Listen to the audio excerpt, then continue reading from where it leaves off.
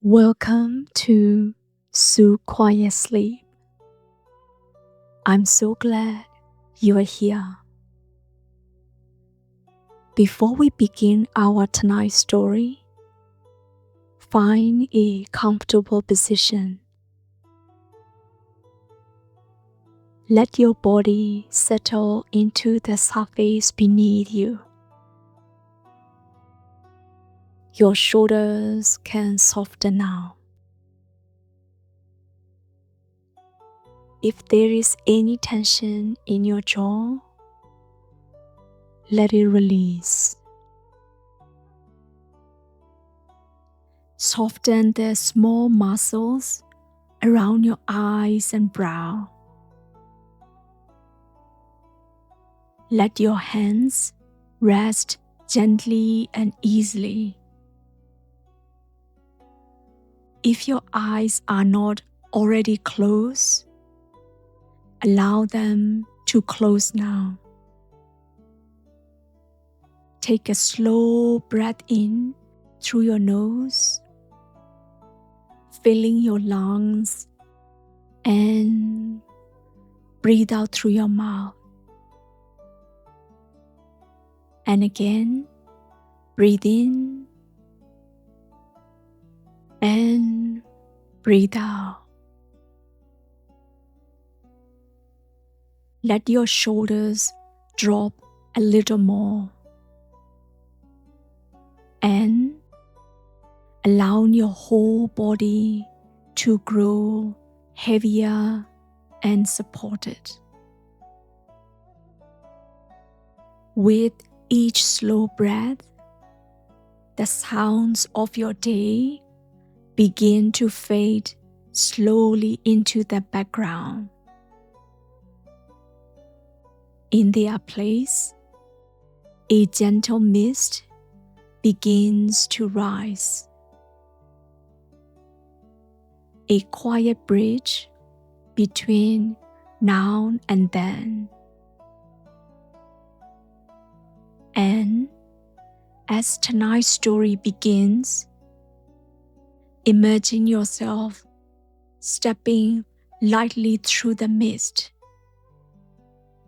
leaving the present behind and drifting into another time.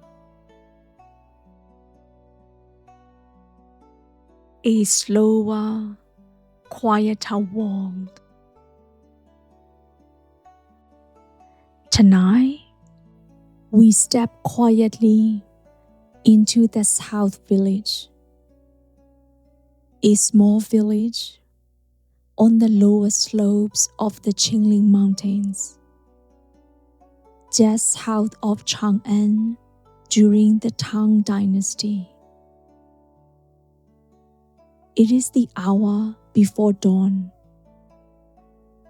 The sky remains dark. The South Village is still. A young man moves slowly through the mist with an empty basket in his hands. He steps unhurried. Wild orchids are in bloom.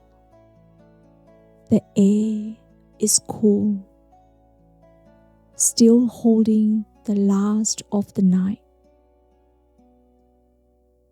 The lane outside his family's nursery compound is dark when the young man begins.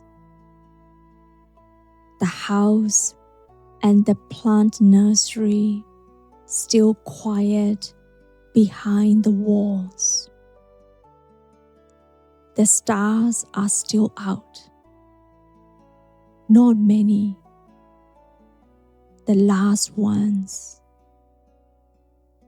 Quiet above the gray rooftops. Fading at the edges where the sky has let in the first thin gray. He closes the compound gate carefully. The hinge makes a low familiar sound, and he draws it shut without hurrying. Behind the wall, the nursery rows are just shapes in the dark. Straw mats laid over the peony rootstock, still sleeping in the cold. His bamboo bag basket is already lined with damp moss. He packed it the evening before, pressing it in thick and cool, the way his grandfather first shown him. Everything he needs rests inside. The strap settles across his shoulder, worn smooth, the bamboo shaped over many spring mornings to the same familiar angle. He takes the southern road, the path towards the foothills is the one he knows well. The lane is empty. A dog shivers somewhere behind a mud wall, but does not bark. A rooster calls from somewhere east. A single loud cry, and then nothing. The air is cold and damp, and full of the smell of wet earth. Overnight rain has softened the lane. His cloth shoes make almost no sound. The road opens ahead of him. Past the last compound wall, the lane becomes a road. The fields open wide on either side in the gray light, flat and dark. The soil still heavy from the night. Along the field edges, young apricot trees stand in their first full leaf. The blooms already gone. The new leaves pale and quiet. The road rises only very gently. The plain is nearly flat. The mountains are ahead. Or rather, the suggestion of them is a darker weight against the southern sky, not yet visible in form, only in the way they hold the horizon. Morning mist lies in the low places, in the field hollows and along the shallow irrigation channels. It sits white and still. The young man walks through one low pocket of it. The mist rises softly around his legs, cool against the hem of his robe, and then he is through it. It is behind him. He knows this road well.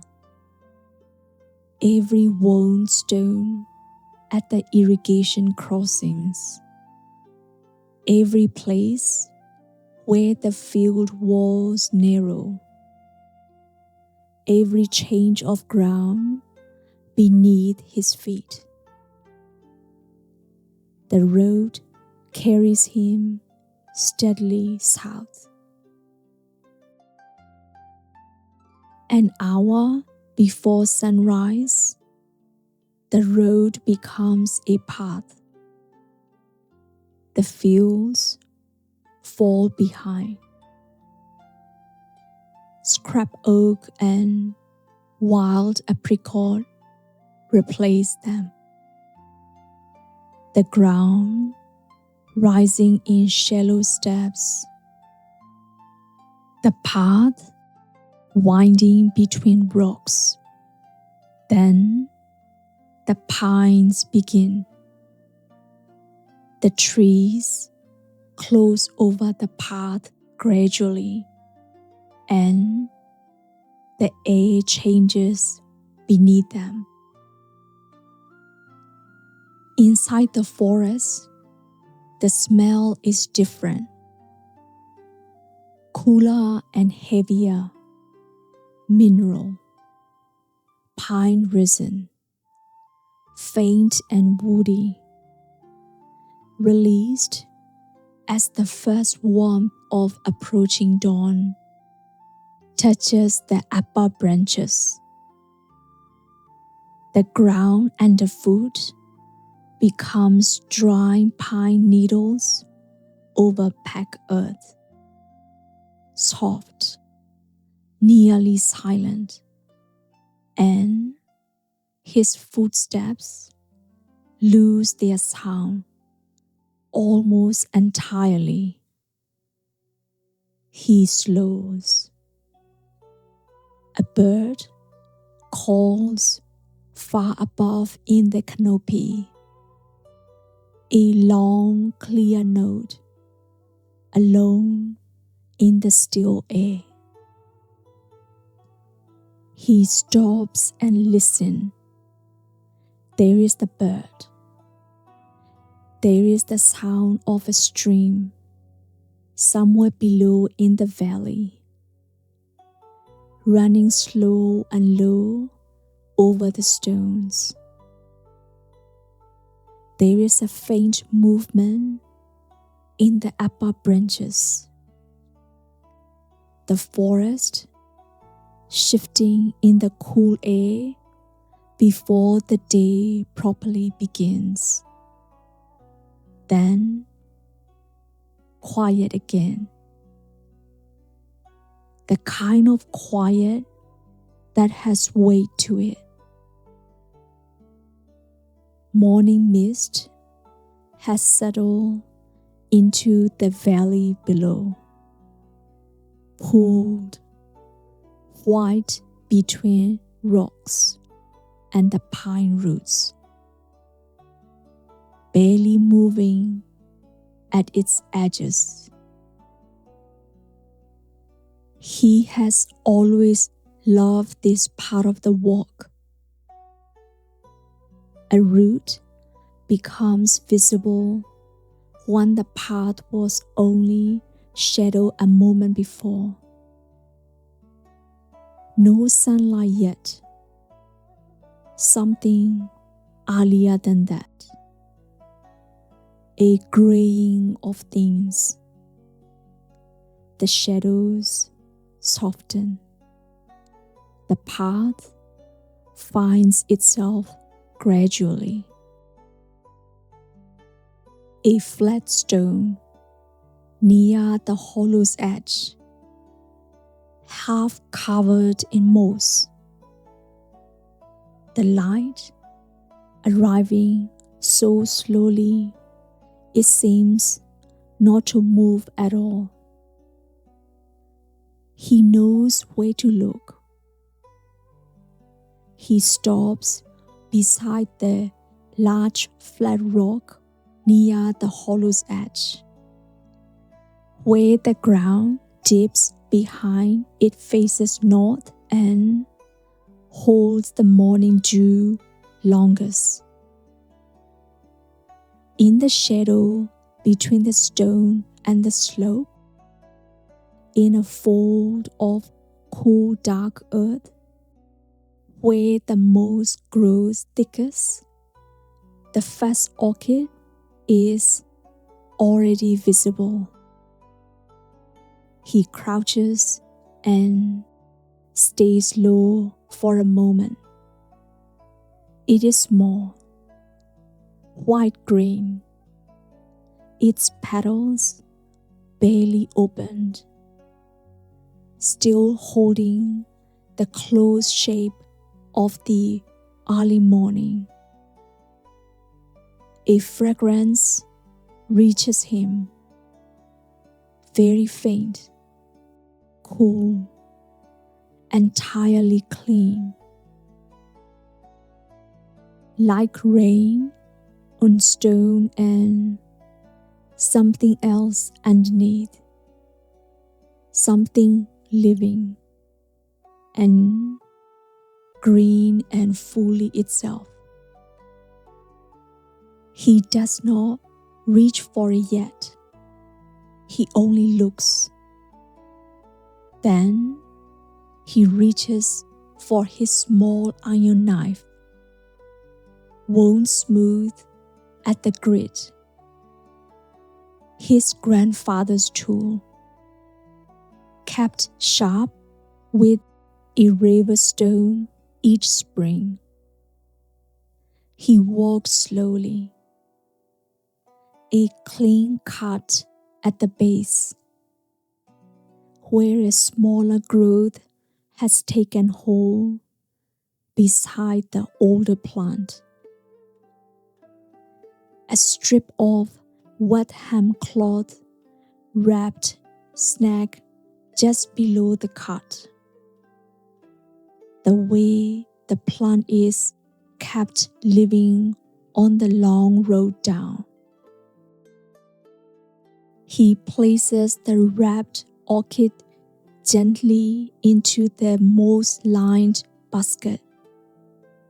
His hands rest on it briefly before he withdraws. There is a section of path here that he could walk at night without a lantern. His grandfather first brought him this way when the young man was only 9 years old. It had not been a formal lesson. The old man did not believe in teaching with many words. Instead, the grandfather simply walked, and the young boy followed a few paces behind, keeping what he saw. The north-facing hollows, where the dew stayed longest, shone without words, simply by stopping, by crouching, by running a hand slowly along the moss. The rule about only taking what the patch can spare without noticing. Never the largest bloom from any cluster. Only what grows at the edges, what offers itself freely. That rule lives in his hands now, without needing to be thought about. He follows the path deeper along the hollow. The sky above the treetops is brightening. The gray has a warmth to it now. Pale gold at the eastern edge. Not yet arrived, but coming. The mist below him softened in the gathering light, lifting at its edges, thinning where the first warmth finds it. Birdsong has gathered, not one voice now, but many, layered through the canopy above, each one calling in its own time. The young man walks on. His footsteps on the leaf litter are soft and unhurried. He is the only one here. The valley is generous this year. Some springs, the orchids need another week to open. Some years, a late frost takes the early birds before the collector arrives. But this season, the rains came at the right time. The week before had been cool without frost, and the shaded hollow has answered with the best bloom he has seen in several years. He walks slowly along the lower slope. Each plant is assessed before it is touched. He parts the moss with careful fingers to see how the roots have taken hold, to feel the resistance of the soil below. If the plant is shallow or young, he leaves it entirely. He passes more than he takes. Each one he does take comes away cleanly, wrapped at once at the hem strip, packed gently against the damp moss in the basket. The basket grows heavier by small degrees. A quiet weight settles across his shoulder. The orchid fragrance accumulates. It is not a strong scent. That is part of what makes its price. Not the open sweetness of a garden peony, not the warmth of osmanthus, the small golden flowered tree whose scent dripped across the plain in autumn, cool and faint, like damp earth and green air, like the shaded interior of the hollow where the flowers grow. His footsteps shift slowly around each plant. The dry leaves whisper beneath him. Mid-morning, the sun is somewhere above the ridge. The light in the hollow is still filtered, broken by the canopy into soft, slow-moving pieces on the ground. But above the treetops, the sky is now fully blue, a clean spring blue, clear and pale, the color that only comes in this season. The young man climbs a short way up the slope to where an old pine grows at the lip of a small drop, its roots gripping the rock, its trunk leaning very slightly towards the open valley below. The basket comes to rest beside him on the exposed roots.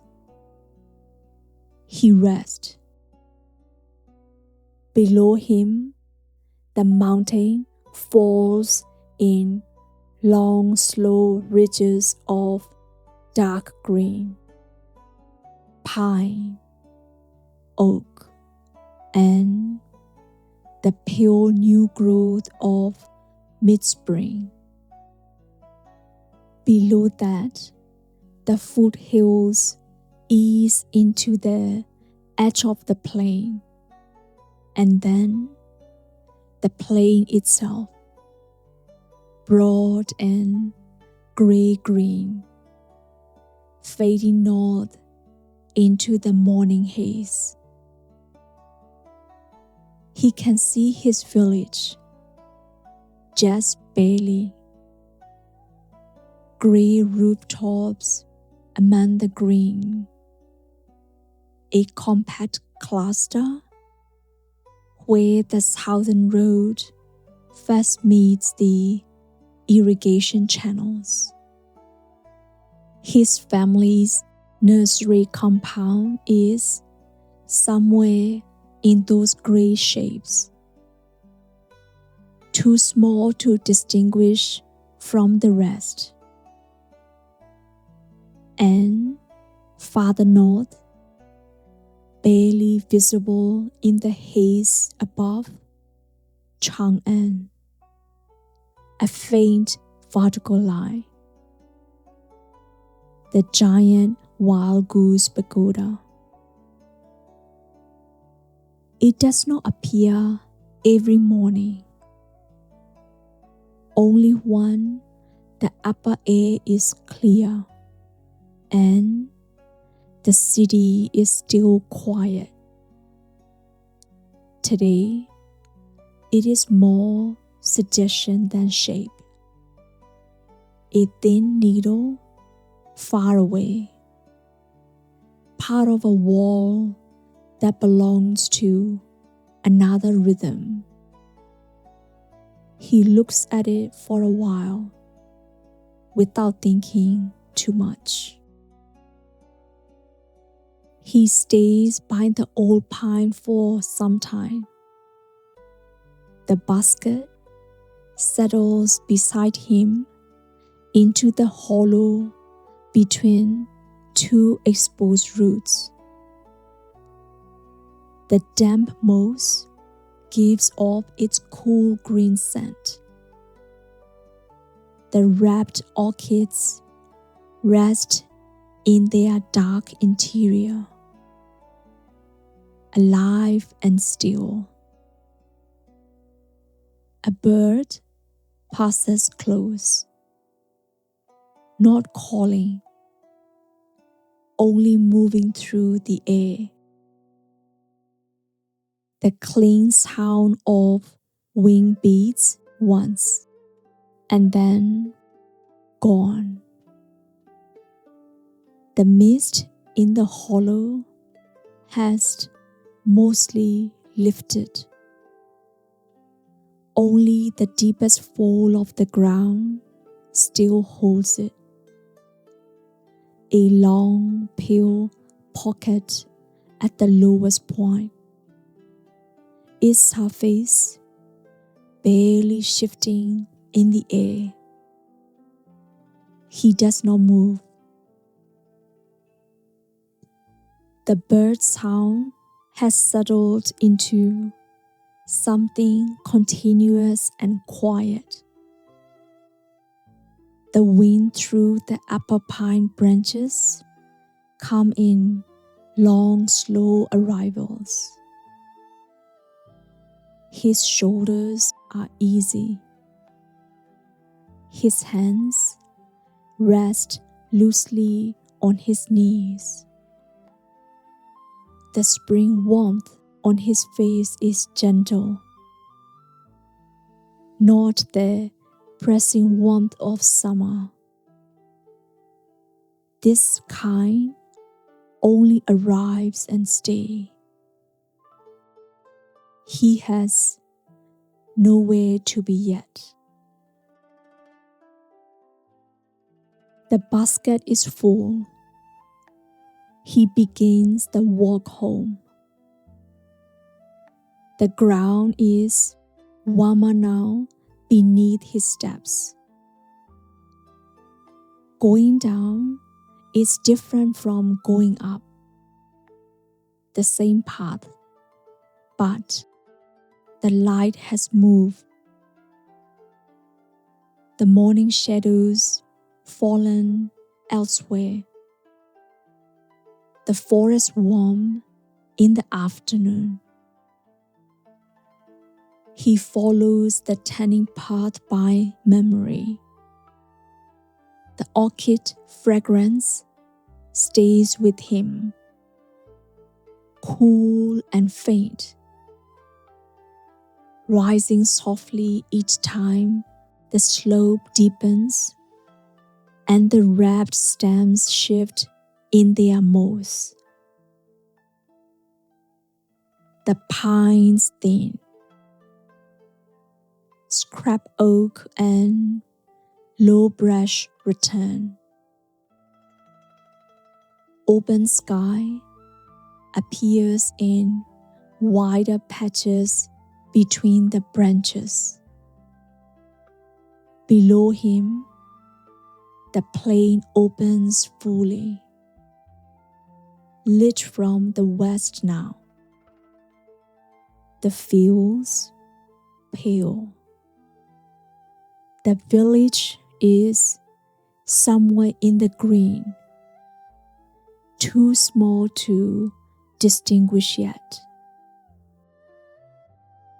He steps off the last stones of the mountain path onto the flat ground. The path is easy from here. The village announces itself gradually. First, the faint smell of cook fire drifting out across the fields. Then, the low walls of the outlying compounds. A dog at a gate. A woman drawing water who glances at his basket and returns to her work.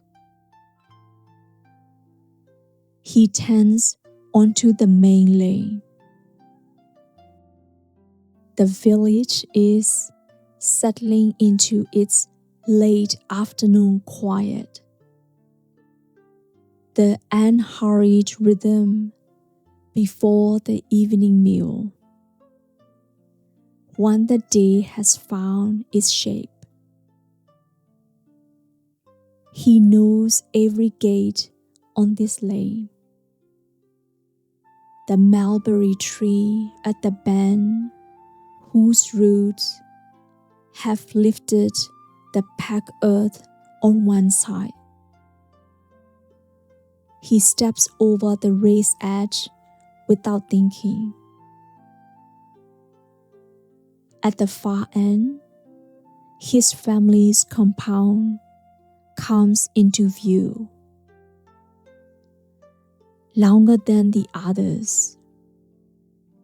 Low boundary walls and wooden fencing. Simple and worn. A tall tree rising above it. The one visible from the southern road. its new spring leaves, pale and still. He slows. The gate is open. The compound is the largest in the lane. Through the main gate, the central yard is swept clean. Packed earth. A stone water basin at the center. The main house along the far side of the yard with its wide wooden eave. The smell of rice and wood smoke drips from the kitchen at the back. Beyond the inner yard, the nursery plots stretch back in rows. Cultivated peony beds under their reed matting. Chrysanthemum cuttings in clay pots along one side. Everything in its place. He carries the basket to the shallow stone basin in the nursery corner and lifts each orchid out carefully, one at a time. Same care as the taking, standing them upright in the cool water. They will rest here overnight. In the morning, he will sort them, pot the strongest, and prepare the rest for the road to the city Chang'an. That is tomorrow's work. Tonight, only water and shade and quiet. He stepped back. The orchid fragrance settles through the still air of the nursery. The same scent as the hollow this morning. Now, resting here instead. And so, the young man stands quietly at the edge of his nursery as the light fades and the orchid fragrance moves slowly and softly through the evening air around him. The day settling quietly to its close. The mountain still, distant to the south, and the orchid flowers resting saved at home. The world we visited tonight is quiet now, and you are here again, in the comfort of your room. Your mind can rest. Your body can relax. If you are already drifting into sleep, allow yourself to sink deeper. If you are still awake, simply listen to the quiet. Thank you for joining me at SuQuietSleep. I'll be here again soon to share another peaceful moment in time.